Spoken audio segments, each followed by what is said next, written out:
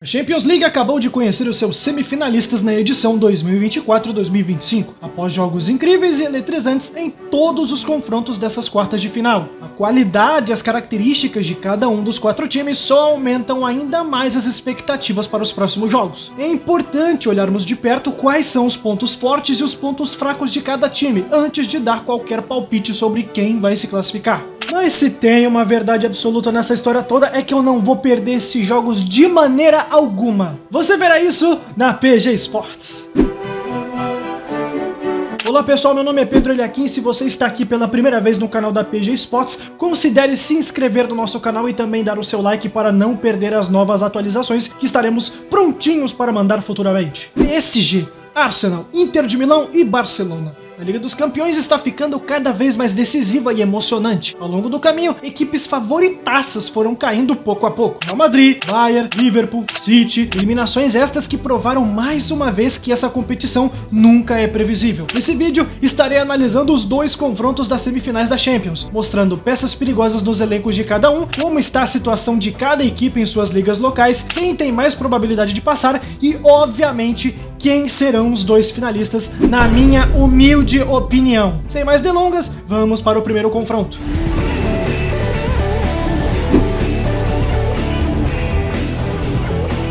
O primeiro duelo dessas semifinais coloca frente a frente franceses contra ingleses, duas equipes que claramente não eram consideradas amplas favoritas no início da competição, mas acabaram deixando o mundo inteiro de queixo caído com o desempenho que vem apresentando. Começando pelo PSG, que se classificou aos trancos e barrancos na primeira fase, terminando em 15º lugar, somando 13 pontos com 4 vitórias, 1 empate e 3 derrotas. Nos playoffs, antes das oitavas, encarou o compatriota Brest e meteu um caminhão de gols em cima dele, ficando 10-0 no agregado. Nas oitavas de final, foi onde a Europa percebeu que o time francês não era bobo nem nada. Mesmo saindo derrotado em casa contra o Liverpool por 1-0, o Paris Saint-Germain devolveu o placar no Anfield e carimbou sua passagem para as quartas de final com uma atuação de gala de Donnarumma, que defendeu 2 pênaltis. Para se ter uma noção do feito do PSG, o Liverpool vinha para aquela partida perdendo apenas um jogo dentre as 9 que disputou até ali,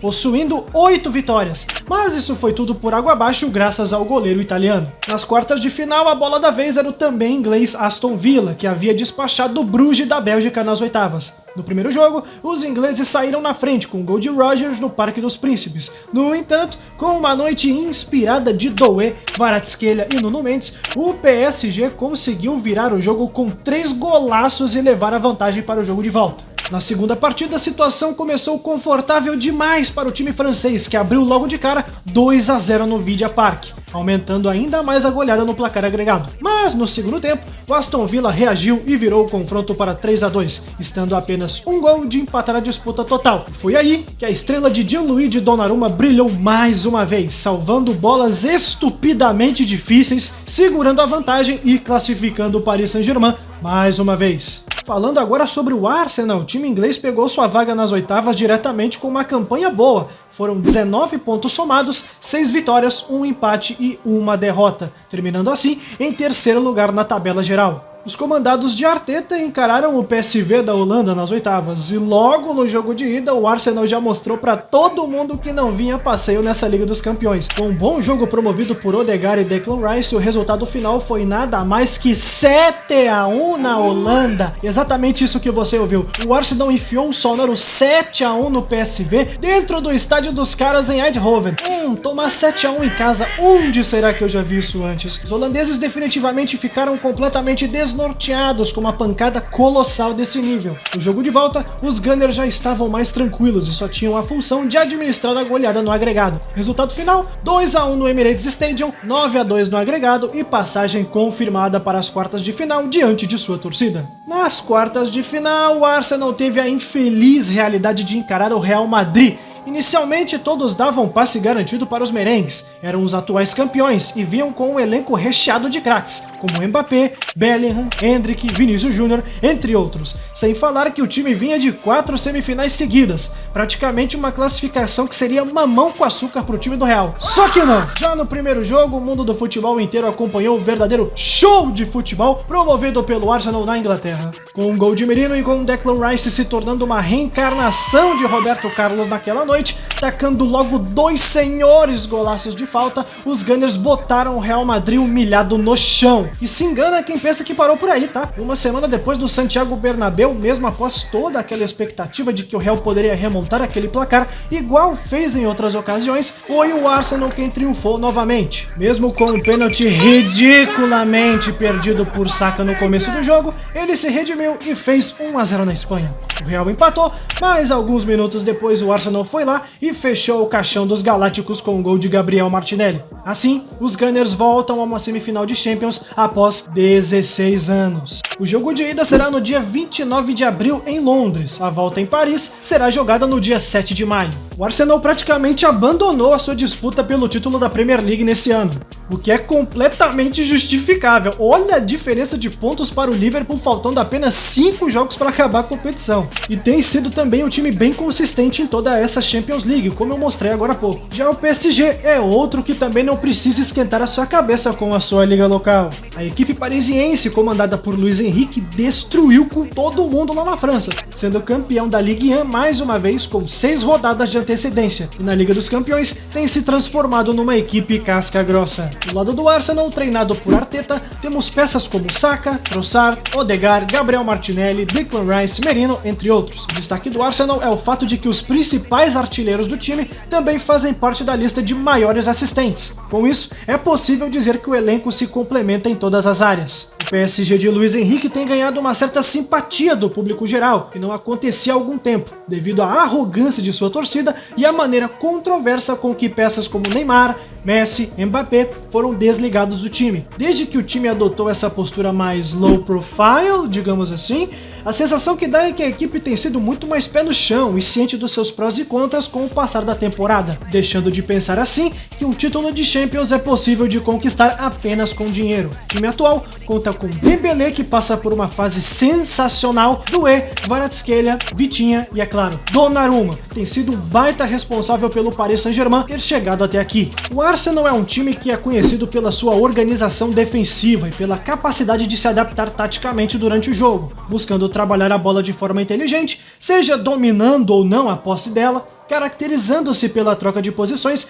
pela utilização da largura do campo e pela busca por espaços entre as linhas do adversário. Já o PSG busca envolver o outro time a todo instante, valorizando a alta posse de bola e os toques de lado, que já é uma marca registrada do Luis Henrique desde os tempos de Barcelona, incentivando o jogo posicional e criando mais espaços para tabelinhas e oportunidades no campo de ataque. Eu particularmente acredito que o Arsenal vai sair classificado nessa disputa. Na ida, possivelmente vai adotar a mesma postura da disputa contra o Real Madrid, vai deixar mais a posse de bola com o PSG e esperar a falha do adversário para armar contragolpes e buscar o resultado. Dessa forma, devendo administrar o resultado na França, segurando o PSG a todo custo. O time do Arteta mostrou constância na Champions até o momento. Além do mais, a bola parada é uma das principais armas dos Gunners, com o time se destacando pela sua capacidade de marcar gols em escanteios e faltas. Tá aí o Real Madrid como prova, viu? Deixem o seu ponto de vista sobre esse duelo nos comentários.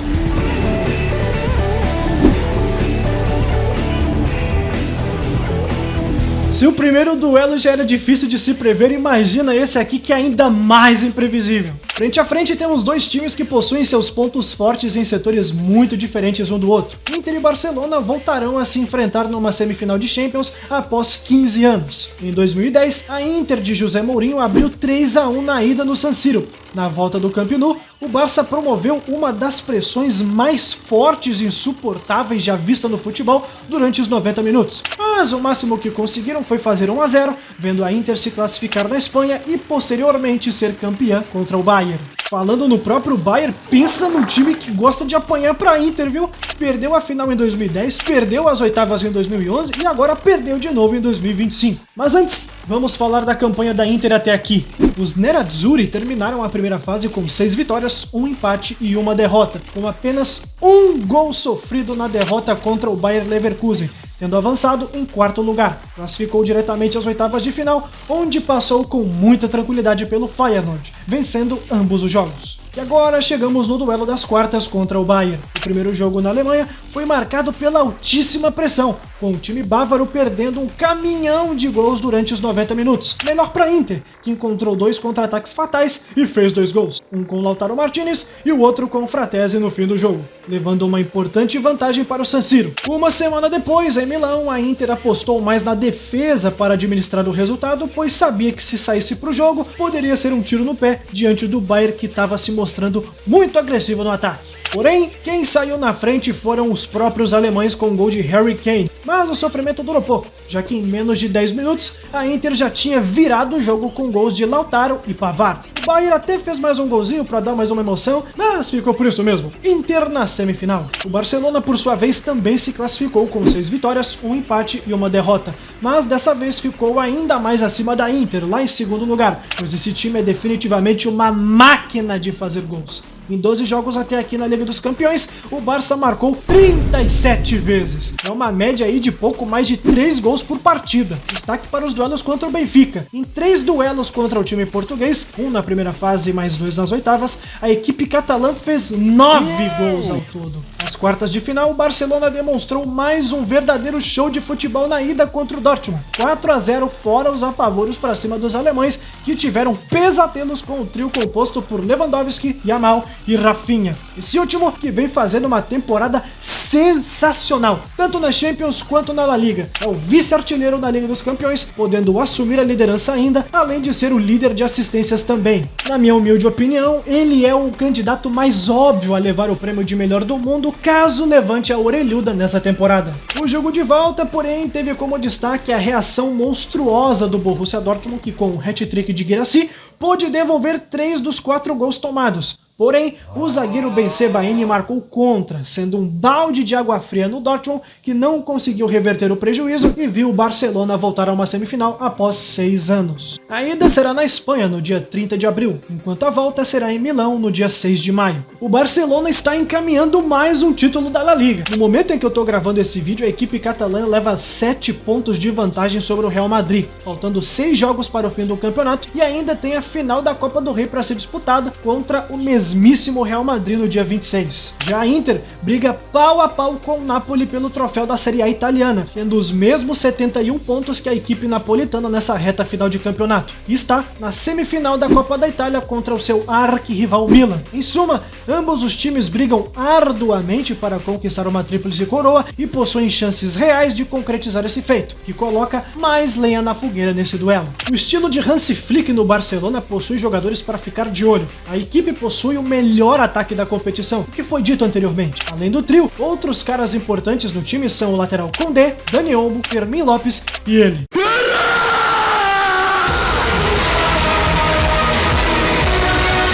O estilo de jogo desse elenco é evidenciado pela alta pressão, posse de bola, passes rápidos e um ataque posicional fortemente agressivo, contando com lançamentos longos. Dessa forma, tentando sempre chegar ao gol com poucos toques, sufocando o adversário. Isso fica claro quando vemos que o Barcelona está sempre marcando por volta de 3 gols para cima na maior parte dos jogos dessa temporada. A Inter do Inzaghi tem como maior característica a sua defesa extremamente sólida. Se é uma definição excelente para esse time da Internazionale, é paredão. Nos 12 jogos que fez, a equipe sofreu apenas 5 gols na Champions inteira, sendo que antes do confronto com o Bayern eram apenas 2. Geralmente, quando o adversário valoriza mais a posse de bola, a Inter assume uma postura mais reativa, deixando o oponente cometer um erro na saída de bola e contra-atacar de modo fatal. O esquema 3-5-2, o xodozinho do Simone Inzaghi, se provou altamente eficaz, com Pavard, Acerbi e Bastoni lá atrás, enquanto Di Marco, Carlos Augusto ou Darmian podem ser revezados nas laterais com transições de bola rápidas e precisas, não deixando o adversário pensar. É claro que não podemos deixar de fora peças como Barella no meio campo e o matador Lautaro Martinez, que sempre costuma crescer em jogo grande. Certamente essa é a disputa mais difícil de se palpitar sobre quem será o finalista. As duas defesas terão muitas dores de cabeça. A da Inter terá que suportar o alto poderio ofensivo do Barcelona em cima o tempo inteiro, enquanto a do Barça deve conviver com um foco aguçado o jogo todo para não vir a cometer erros mínimos que podem custar a classificação nos pés de uma Inter de Milão rápida e calibrada. Apesar de estar usando uma camisa da Internazionale nesse vídeo, meu palpite não é parcial, tá? Os italianos se classificam, na minha opinião. Simone Inzaghi provavelmente manterá a mesma postura que levou a campo contra o Bayern, procurando brechas e espaços para marcar gols importantíssimos para levar uma vantagem de volta ao San Siro. Lembrando que das 9 vitórias da Inter nessa Champions, 4 foram fora da Itália, provando que a equipe italiana não se acua nem se intimida com a pressão longe de seus domínios, podendo derrotar o Barça de Hansi Flick.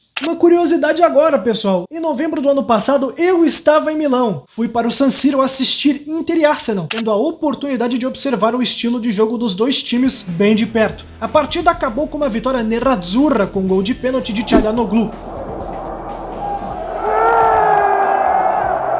Será que a PG Sports deu sorte para os dois times chegarem até aqui? Será que podem chegar na final por conta desse fator? É o que descobriremos em poucas semanas. Pessoal, tá muito óbvio que tudo aquilo que eu falei nesse vídeo é apenas o meu ponto de vista. Nem todas as opiniões são iguais. Então, se você acha que os times finalistas serão diferentes, sinta-se à vontade de escrever aqui nos comentários. Bora dar uma discutida nesse assunto. Se por acaso você conseguiu assistir o vídeo até aqui, escreva semifinal, que é para ter uma noção que você conseguiu aguentar até os últimos minutos.